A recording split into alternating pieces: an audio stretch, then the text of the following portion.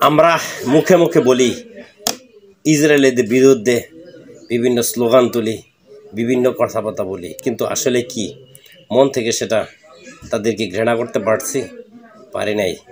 কারণ আমাদের কাছে যে পণ্য বিক্রি করে, এই পণ্যের লভ্যাংশ টাকা দিয়ে তারা অস্ত্র কিনে, গোলাবারুদ কিনে, আবার আমাদের উপরেই হামলা করে। তাই আমি দেখতে চাই কে কে তাদের পণ্য বর্জন করবেন, তাদেরকে কমেন্ট বক্সে দেখতে চাই। এবং আমি আরেকটা কথা বলি, আমার ক্লিয়ার জানা নাই যে ইসরায়েলি পণ্যগুলো কী কী, সেগুলো ফেসবুকে বিভিন্ন মিডিয়াতে এগুলো দেওয়া উচিত। কারণ আমরা মতো সাধারণ মানুষ যারা জানি না, তাদের জানা উচিত তাদের কী কী পণ্য বাংলাদেশে চলে, সেগুলো আমরা চেষ্টা করব অর্জন করে চলার জন্য। আল্লাহ আমাদের সবাইকে তৌফিক দান করুক, আমিন। আমরা মুখে মুখে বলি, ইসরায়েলের বিরুদ্ধে বিভিন্ন স্লোগান তুলি, বিভিন্ন কথাবার্তা বলি, কিন্তু আসলে কি মন থেকে সেটা তাদেরকে ঘৃণা করতে পারি নাই।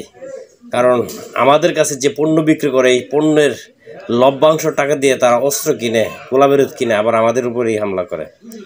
তাই আমি দেখতে চাই কে কে তাদের পণ্য বর্জন করবেন, তাদেরকে কমেন্ট বক্সে দেখতে চাই।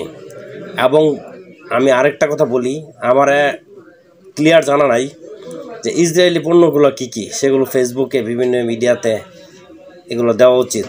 কারণ আমরা মতো সাধারণ মানুষ যারা জানি না, তাদের জানা উচিত তাদের কী কী পণ্য বাংলাদেশে চলে, সেগুলো আমরা চেষ্টা করব অর্জন করে চলার জন্য। আল্লাহ আমাদের সবাইকে তৌফিক দান করুক, আমিন।